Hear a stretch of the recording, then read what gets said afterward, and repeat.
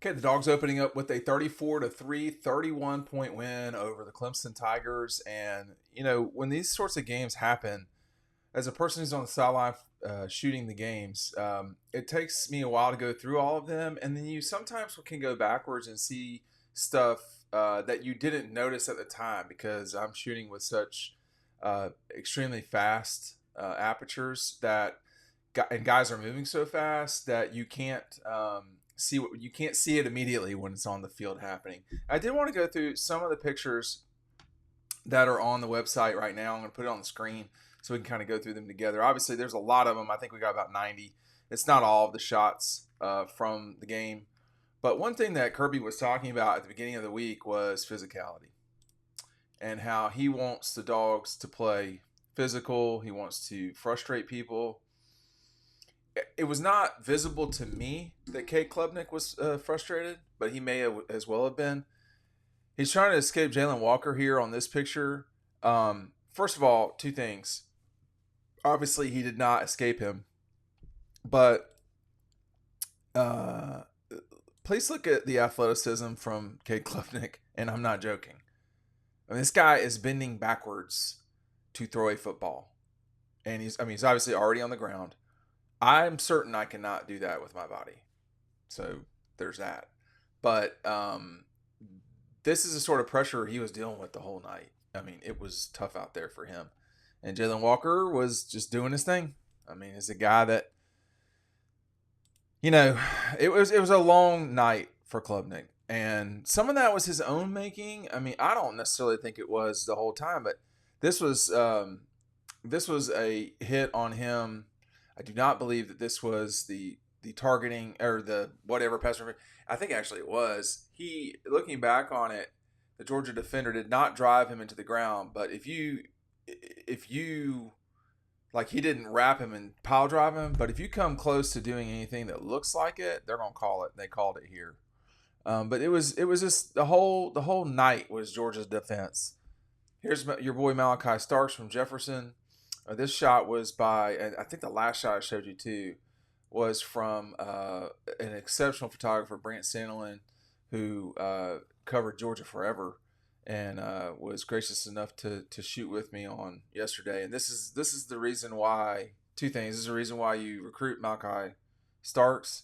It's a great example of what Georgia's got that Clemson didn't. I mean, that recruiting came down to Georgia and Clemson. It was that. That was it.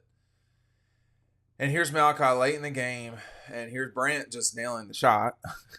That is, he's not way up off the ground if you look at his feet, but he was turning backwards there. I mean, that is a crazy performance from Malachi. I mean, look at the officials' expression, and they're just.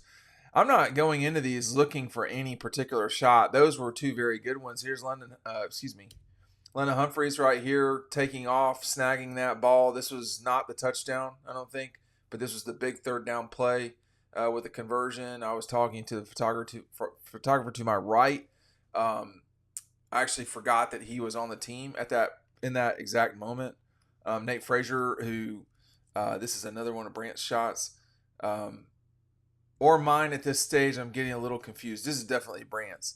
But here's Frazier scoring, I think, the second touchdown for Georgia, pushing it out to 20-3 at that point. And that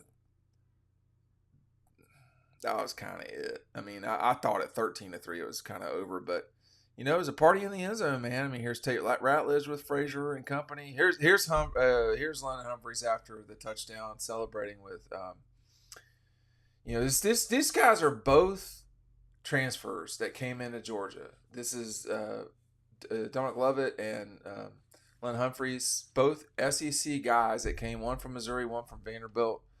And, it was a great play by Humphreys getting into the end zone. You got a lot of guys that played last night who are first-time players for Georgia. And they played well. Here's Dabo, who came very close to getting Malachi Starks. He was there. That was their number 2 behind Georgia, and he connected with that staff up there. But it just wasn't the right place for him. And I couldn't hear what Dabo said. I can go rewind it and play. But, it's the first game of the season, so it wasn't anything too epic, I don't think. Here's Lovett again. And here's Kobe Young scoring a touchdown. I mean, there were a lot of first time players. Here's Humphreys. Here's Frazier. What this is before the game. This is Malachi talking to Ellis Robinson before the game about. Well, of course I couldn't hear him, but there were a lot of guys talking to Robinson before the game. Like, hey, it seemed like, hey, we know you're going to be out there. Let's, these moments are big. Yesterday was not a national championship big feeling, but it was the pregame. There was plenty going on pregame. It didn't quite feel like that, but it was not some Saturday in October. I mean, it was a big game. Here's your boy Kirby looking. There's a guys taking knees in front of him there. I don't know what he's pointing at. Here's another guy for Georgia who's going to be there for, in theory, 3 years. KJ Bolden, Georgia winning a recruiting battle with him. He's just completely hyped here for Jalen Walker. This was after a big stop by Jalen, and you got Dan Jackson behind them there. Dan Jackson's been around the block for a while. I had somebody tell me before the game how excited they were that Jackson was back there, and he knows exactly what to do all the time. Here's some of the frustration from for Clemson. I mean, it was a tough day, man. When you're not going for 200 yards, they're not a good offense. We knew that, we know that, but when you don't get 200 yards, it feels like it totally feels like failure. I mean, it's not the next image, but this is the next image we got cropped up. That's Michael Williams, Phil Maffa with what was called a dangerous play. I'm just seeing the expression on Williams, the grimace there on his face. He walked off. Kirby said the X-rays were okay, but that they had seen that before. I'm not sure we see him play this week. You might not see him play for a little bit. And I'm not reporting anything. I'm speculating there, but they're not going to throw him out there against a 1AA opponent. But here he is in Kate Klubnik's face again. And like sometimes guys are taught to throw in particular plays off their back foot. This is not one of those plays. He's throwing off his back foot because he has a 6'4", 250 guy coming at him sideways. He can't step into the throw. He'd be getting hurt. And it was one thing after another. I do want to point this one particular image out. These are not all the images, but there's some of them. This is not the Cash Jones touchdown. This is Kirby Smart and the Georgia sideline celebrating the Humphreys touchdown. It had to have been a block.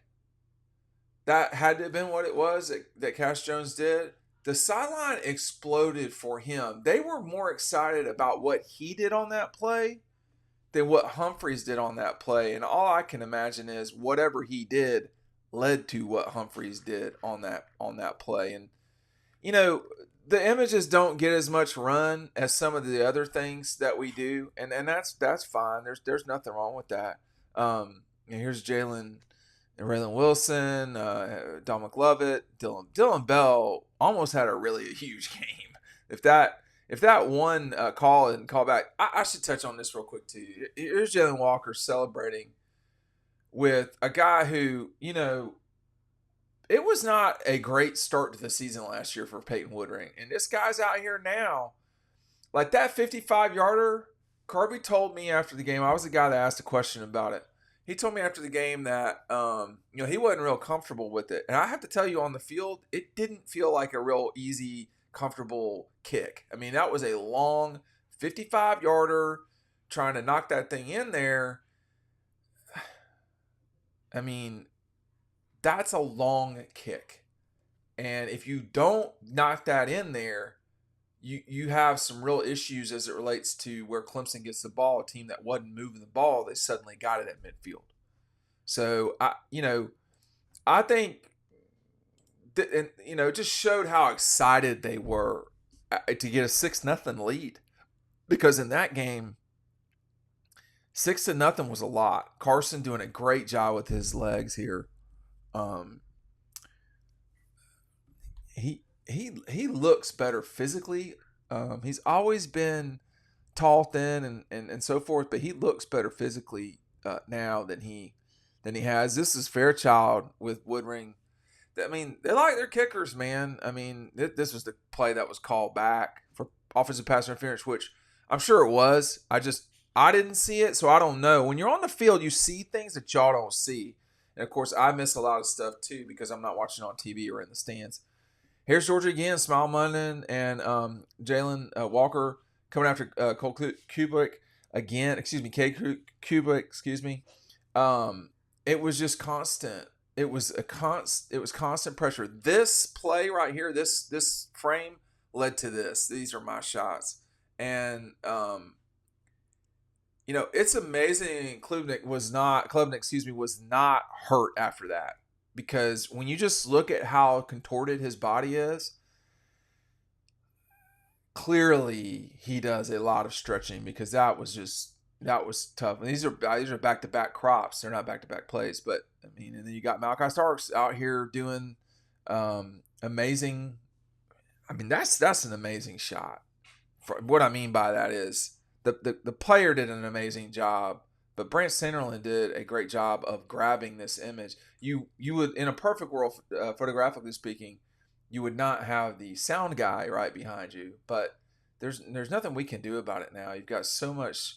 My wife, who was at the game, she was saying there seemed like there were so many people on the sideline.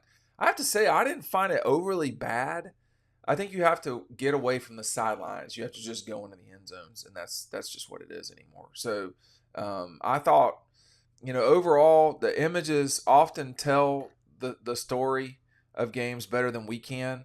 And I'd encourage you to go over to Dawg Post. I don't do the photo stings for all games.